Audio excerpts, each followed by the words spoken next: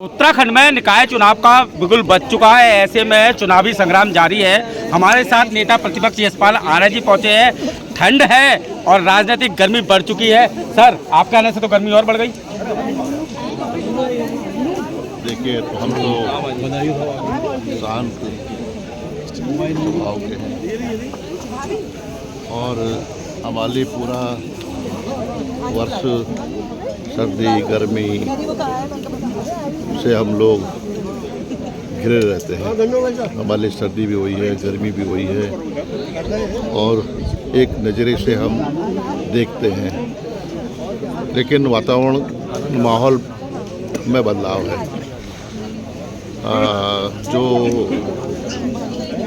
जो जनमानस का मूड है, बदलाव का मूड दिख रहा है।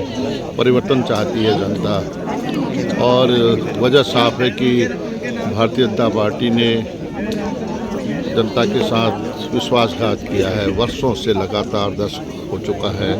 कई बार यहाँ से एमएलए चुने गए हैं, एमपी चुने जाते हैं, नगर निकाय के चुनाव में भारी जीत हासिल होती है और बहुत सारे सब्जबाग भी दिखाती है भारतीय जनता पार्टी और लेकिन उपलब्धियाँ शून्य है। कोई लेखा जोखा जनता के सामने रख नहीं सकते हैं। रिपोर्ट कार्ड जीरो है और काशीपुर एक पहचान है। काशीपुर का एक नाम भी था, पहचान भी थी और यहाँ पर सदैव नारायण दत्त तिवारी जी की कर्मभूमि भी रही है। आदरणीय सत्येंद्र चंद्र भूरिया जी का भी यह गृह क्षेत्र रहा है। विकास की एक नई गाथा यहाँ पर लिखी गई। यहाँ पर उद्योगों का जाल बिछाया गया, सिडकुल की स्थापना की गई। हर क्षेत्र में चाहे सड़कें हों, चाहे बिजली घर हों, चाहे औद्योगिक संस्थान हो और चाहे सिंचाई की सुविधा हो, पेयजल की सुविधा हो, लेकिन आज विकास के मामले में काशीपुर पिछड़ता जा रहा है और मैं देखता हूं कि यहाँ पर सड़कें गड्ढों में तब्दील हो चुकी हैं। पेयजल व्यवस्था नहीं है, ड्रेनेज सिस्टम नहीं है, जल भराव की बड़ी समस्या, प्रमुख समस्या है। ये छोटी सी समस्या है लेकिन यहाँ के आवाम के लिए बहुत बड़ी समस्या बन गई है।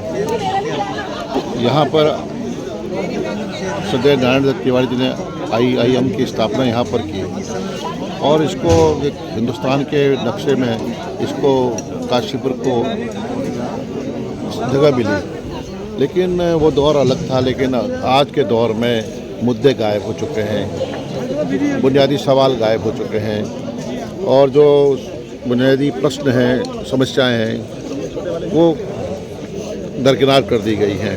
एजेंडा भाजपा का है बांटो, समाज को बांटो, धर्म और मजहब की राजनीति हो रही है और घृणा और नफरत के बीज बोए जा रहे हैं।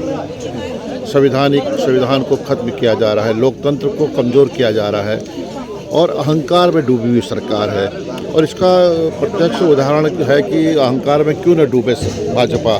लगातार हर चुनाव में, चाहे लोकल बॉडीज के इलेक्शन हो, चाहे विधानसभा के चुनाव हों, चाहे लोकसभा के चुनाव हों, उत्तराखंड की आवाम ने, महान जनता ने उन्हें लगातार भरोसा जताया है, विश्वास व्यक्त किया है और परिणति क्या है, रिजल्ट से क्या है, शून्य है।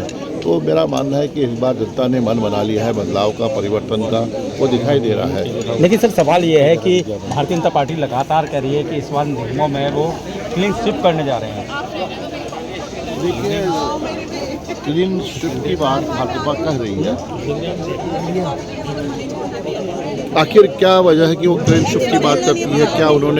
क्या मापदंड स्थापित किए हैं? क्या उन्होंने बदलाव किया है? क्या उन्होंने तस्वीर बदली है? नगर निकायों में निकाय का जो सीमा है, नगर निगम क्षेत्र है, नगर निकाय क्षेत्र है, वहाँ पर पिछले दशकों में क्या हुआ है? मैं तो कह रहा हूँ ना, अपना उपलब्धियों का बखान करें। हाँ, चुनाव, धन बल, सरकारी मशीनरी का इस्तेमाल, दुरुपयोग, सत्ता का दुरुपयोग, इस आधार पर वो चुनाव को प्रभावित करती है भारतीय जनता पार्टी और भाजपा इस चुनाव में डरी हुई है और हमें लगता है कि भाजपा एक खेल कर रही है फिर कि किसी तरह ये चुनाव को अपने हाथ में ले, अपने पक्ष में करने के लिए वो मतदाताओं को डराने का काम करेगी, धनबल का इस्तेमाल करेगी, सरकारी अधिकारियों को निर्देश देगी कि भाई वोटिंग कम हो, वोटिंग परसेंटेज कम हो, या उन्हें धमकाने का काम करेगी। लेकिन मैं सरकारी अधिकारियों से भी कहना चाहता हूँ, सरकारी मशीनरी से भी साफ तौर से कहना चाहता हूँ कि अपनी हद में रहें। सरकारें आती हैं जाती हैं, गलत करेंगे, अपने पद का दुरुपयोग करेंगे, सरकारी मशीनरी का गलत इस्तेमाल करेंगे तो वो चिन्हित कर लिए जाएंगे। हम ज़रूर उनको दंडित करेंगे। उनको हम कहना चाहते हैं, उनसे भी साफ तौर से कहना चाहता हूँ कि वो दौर अब गया। लोकतंत्र में अगर आपने लोकतांत्रिक मूल्यों का हनन करने की कोशिश करी, मतदाताओं को प्रभावित करने की कोशिश करी, या मतदाताओं के मताधिकार जो हमारा अधिकार है, जो हमारा राइट है, मत देने का अधिकार है, उस पर आपने किसी प्रकार का छेड़छाड़ करने की कोशिश करेगी, मतदाताओं को धमकाने की कोशिश करेंगे या मतदाताओं को रोकने की कोशिश करेंगे तो हम कांग्रेस को बर्दाश्त भी नहीं करेंगे, वोट को बख्शेगी। आपका काशीपुर में पुराना एक प्रेम है, जनाधार है, ऐसे में काशीपुर की जनता से किस तरह से इस बार अपील करेंगे संदीप सहगल जी के साथ? संदीप सहगल जी को किस तरह से आशीर्वाद देंगे और किस तरह से कहेंगे? देखिए, मैं धन्यवाद देना चाहता हूँ हृदय से, मन से। आज देखिए काशीपुर के महान लोग जिनका विभिन्न क्षेत्रों में प्रभाव है, व्यवसाय है, कारोबार है और प्रमुख लोग यहाँ पर मौजूद हैं।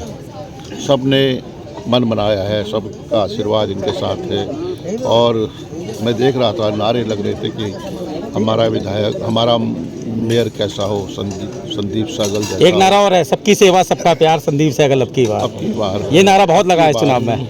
और ये स्वाभाविक है कि उन्होंने कहा कि उन्होंने क्या कहा, हम सबको देखा बार बार, हमको देखो एक बार। उनको कई बार देख लिया है, अब तो संदीप की बारी है। संदीप एक योग्य भी है, काबिल भी है और पैरोकारी भी अच्छी कर लेते हैं, वकालत भी अच्छी कर लेते हैं और जनता के हकूक़ की लड़ाई भी लड़ेंगे।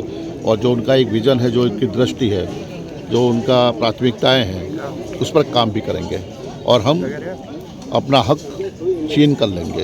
ये अधिकार सरकार को बाध्य करेंगे कि काशीपुर के विकास में कोई अनदेखी नहीं होगी।